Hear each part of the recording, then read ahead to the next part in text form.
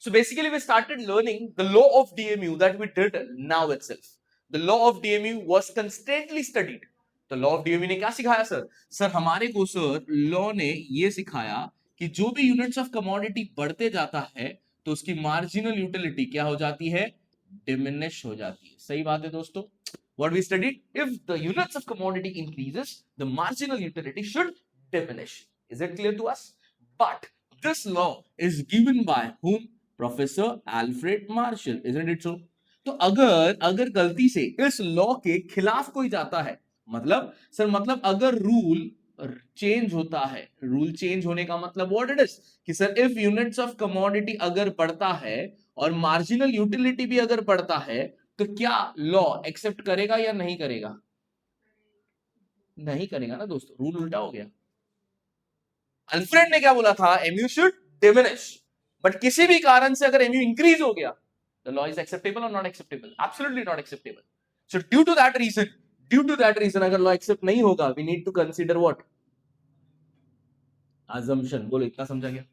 हम अजम्पशन क्यों ले रहे हैं ये समझ में आ गया? So we are considering the assumption over here because the rule which is given by Alfred Marshall is being changed, and due to that reason the law is not being acceptable. Possible? Great. Let's try to understand. पहला point क्या नाम है sir यहाँ पे? It is named as rationality. क्या नाम है? Sir एक बात बताओ, इंसान कुछ चीज हो गया, रैशनलिटी का मतलब क्या? पहले ये समझते हैं. रैशनलिटी का मतलब हो गया नॉर्मल कंज्यूमर. क्या है? मतलब जिसका मानसिक संतुलन हिला हुआ नहीं है. तो इरैशनल मतलब कौन?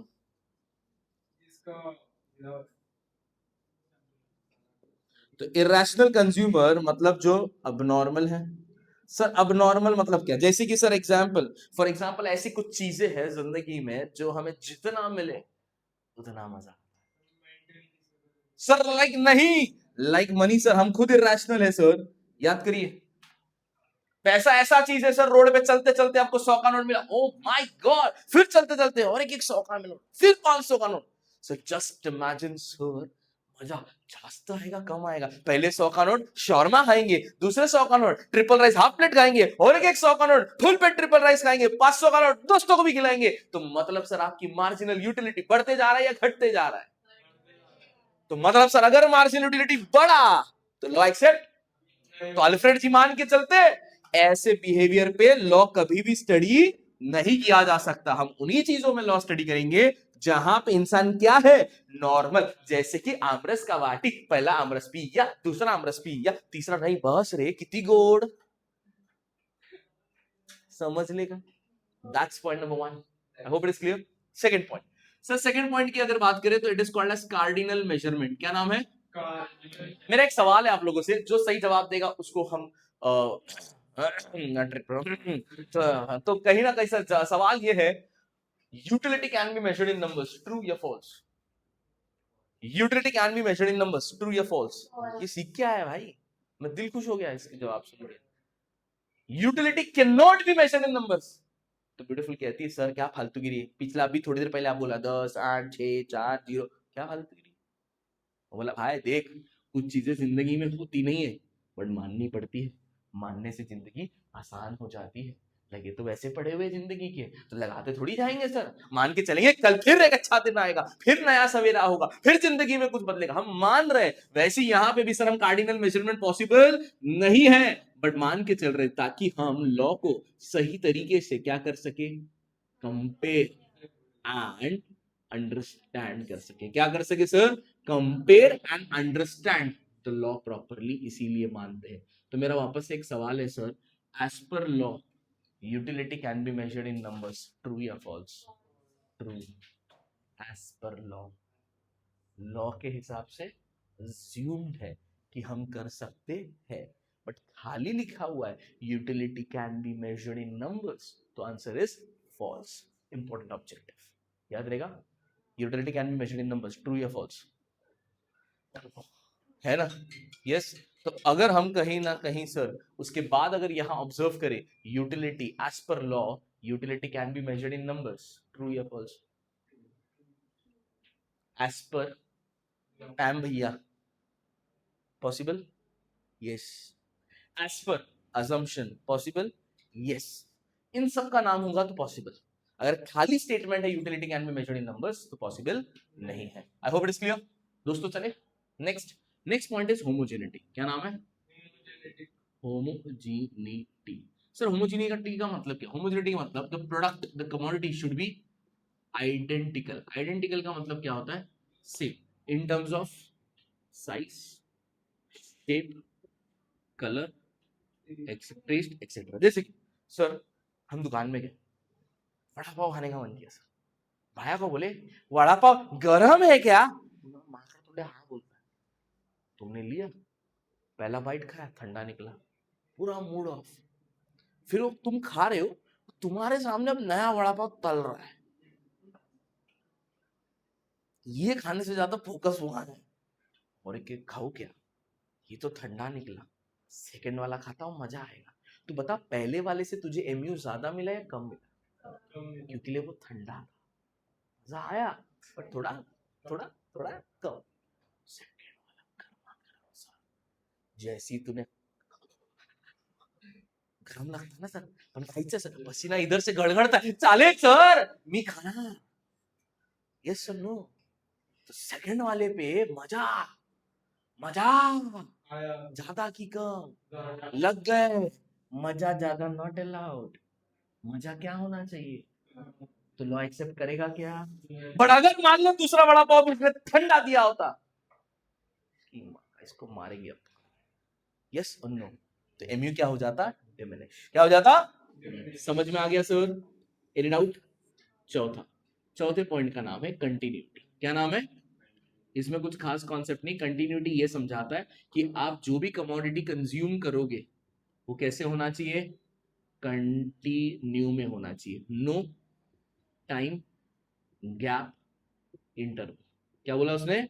No time gap interval. जैसे आप शादी में जाते हो, आपको पता है 3 घंटे है आपके पास, यही 3 घंटे में आप अपना कार्य को अंजाम देंगे, स्टार्टर से लेके मेन कोर्स से लेके डिजर्ट से लेके फ्रूट जूस तक, सारा का सारा आपको इसी 3 घंटे में खत्म करना है।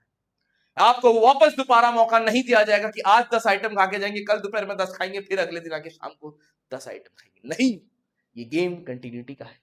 खा खा के भी कितना खाएगा, आखिर में कुछ ना कुछ छूट ही जाता है।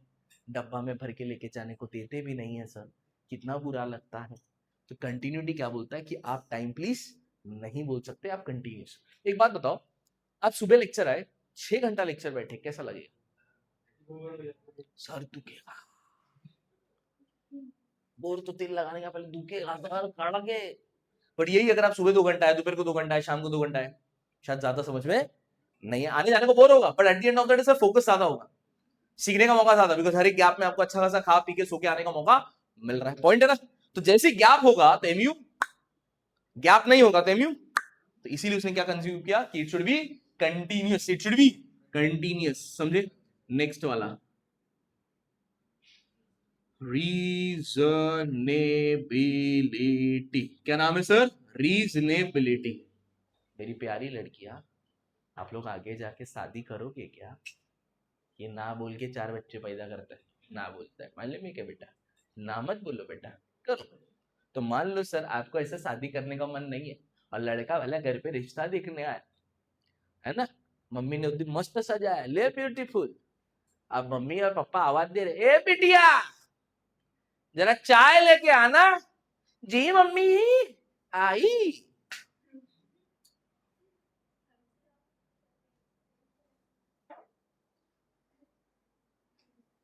बाल्टी भर के चाय लाई, ए लो पापा मैं चाय लेके आई हूं। लड़के वाले देख रहे, अपना बाप को मिनी हार्ट अटैक आ रहा है कि बेटी क्या कर रही है, पागल हो गई। बेटा चाय तू बाल्टी में लेके आएगी, किस में लेके आएगी? नॉर्मल रहेगा तो, अगर कोई इरेशनल है तो बाल्टी में लाया है। अब बाल्टी में लाने के बाद लड़के वालों ने पूछा, बेटी चाय किस में पीना है? मैं जरूर लेके आती हूँ। चम्मच लेके आइए। बताओ सर, ऐसा कोई चाय पीता है? लड़के वाले रुकेंगे क्या? हाँ बोल दिए, लड़की सयानी है लग गए है कि नहीं, सोचो। हाँ वो भी इरेशनल थे, ये भी सही बोले, बहुत टैलेंटेड लड़की है यार, है कि नहीं। तो रीजनेबिलिटी क्या सिखाता sir, the commodity should not be too big और टू, क्या बोला मैंने sir, the commodity should not be too big और too small, it should be reasonable size, it should be of reasonable size. Reasonable size का मतलब क्या, example glass of water, cup of tea, हो गया याद। नेक्स्ट 6 पॉइंट इज कॉन्स्टेंसी, क्या नाम है सर, कॉन्स्टेंसी क्या सिखाता है कि वक्त के साथ इंसान का टेस्ट, हैबिट्स, प्रेफरेंसेस चेंज नहीं होना चाहिए, कांस्टेंट रहना चाहिए। क्यों, आज सारा वड़ा पाव खा के मजा आ रहा है, क्यों, अपना इनकम कम है, कल लाख रुपया कमा रहा तो पिज्जा बर्गर है, स्टारबक्स कॉफी, बराबर है कि नहीं, है ना, कैपेचिनो का पचीनो, लाटे, एक्सप्रेसो एक्सेट्रा, क्यों, पैसे आ गए, तो पैसे आगे तो तेरा एमयू बदल गया ना, एमयू बदलना not allowed as per law. तो हम क्या मान रहे हैं कि सारे के सारे क्या है, सेम, बराबर। इनकम भी जोड़ देता हूँ, इनकम मेन पॉइंट है। Okay next 7th and 8th। 7th point constituency के बाद आता है सर डिविजिबिलिटी।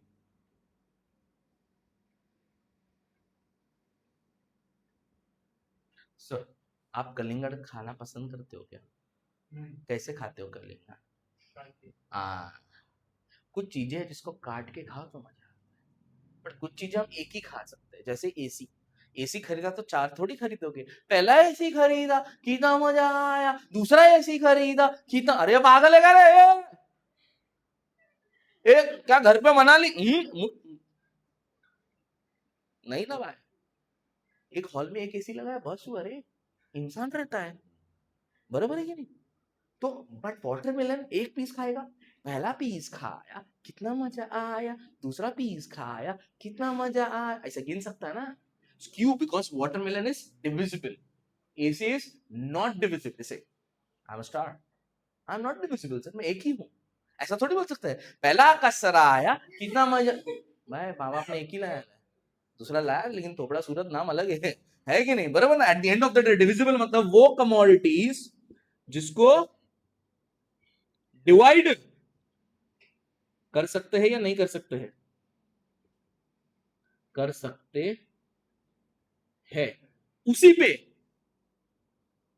लॉ एप्लीकेबल होगा, क्या बोला मैंने, उसी पे लॉ एप्लीकेबल होगा। एग्जाम्पल